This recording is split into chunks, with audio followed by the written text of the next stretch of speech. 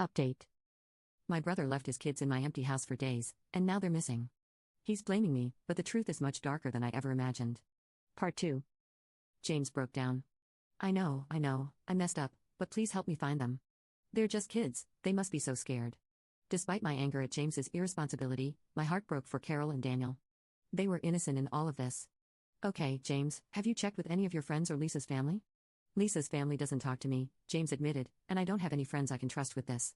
I hope they might have gone to one of his friends' houses. I promised James that I would start calling everyone we knew.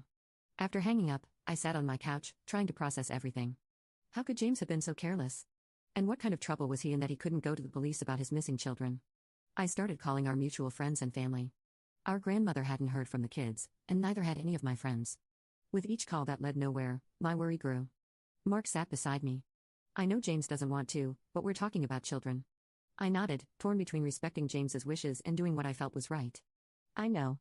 I'm just worried about what kind of trouble James is in and if calling the police will make things worse for Carol and Daniel. As the night wore on without any news, I couldn't stop imagining Carol and Daniel standing outside my empty house, confused and scared. They were smart kids but still too young to be alone for days. Carol was shy and anxious, always clinging to her older brother. Daniel was more outgoing but had a temper like James's. I worried about how they were handling all of this. I was sick with worry for Carol and Daniel. They were out there somewhere, possibly scared and hungry.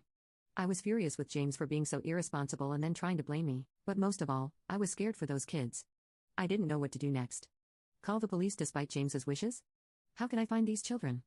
I feel partly responsible for not being there when they needed me. It's been 3 days since my last post, and a lot has happened. First, I want to thank everyone for their advice and support. Many of you urged me to call the police regardless of James's wishes, and after a sleepless night, I realized you were right. The morning after my last post, I called the police and reported Carol and Daniel missing. I told them everything, including the fact that James had left them at my house without confirming that I was home and his reluctance to involve the authorities. The officers took the report seriously and began an investigation immediately. I tried to call James to inform him of what I'd done, but he didn't answer his phone. About an hour after talking to the police, James showed up at my house. He was furious, his face red with anger as he stormed into my living room. How could you call the police? He shouted. Do you have any idea what you've done? You've ruined everything. Standing my ground, I responded, James, your children are missing. Finding them safe is more important than any trouble you're in. In his anger, James finally revealed what his personal matters were about. Apparently, he owed money to some dangerous people, a loan shark named Victor and his crew. James had borrowed money to pay off gambling debts and then borrowed more, trying to win enough to pay it all back. He had gone to try to negotiate more time to pay, fearing that if he didn't show up, they would come after him or worse, go after Carol and Daniel. I was shocked.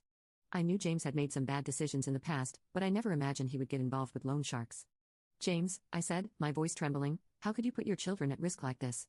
They should be your top priority. James's anger crumbled, and he sank onto my couch, his head in his hands. I know, he said, his voice breaking. I made a huge mistake. I just wanted to give them a better life. I thought if I could win big, I could finally give them what they deserve. I sat down next to him, torn between sympathy for my brother and anger at his recklessness. Winning money through gambling isn't the way to do it, James. Carol and Daniel need stability and love more than they need money. Before we could talk anymore, there was a knock on the door. 2 police officers had come to question us further about the children's disappearance. They were especially interested in James's connections to these dangerous people. James was reluctant at first, but I squeezed his hand and reminded him that the most important thing was finding Carol and Daniel. He nodded and began to talk, telling them everything about his debts and the people he owed.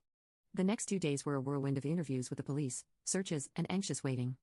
Mark was supportive throughout it all, bringing us food, handling calls from worried friends and family, and just being there. I was grateful for his support but also felt guilty for dragging him into this mess. Yesterday afternoon, we finally received good news. Carol and Daniel had been found safe and sound. When they couldn't get into my house, they walked to a nearby mall. A kind store owner, Mrs. Chen, noticed them hanging around for a couple of days and called Child Protective Services. The kids were scared and hungry, but otherwise, they were okay. They told the police they thought I just wasn't answering the door and were too afraid to leave.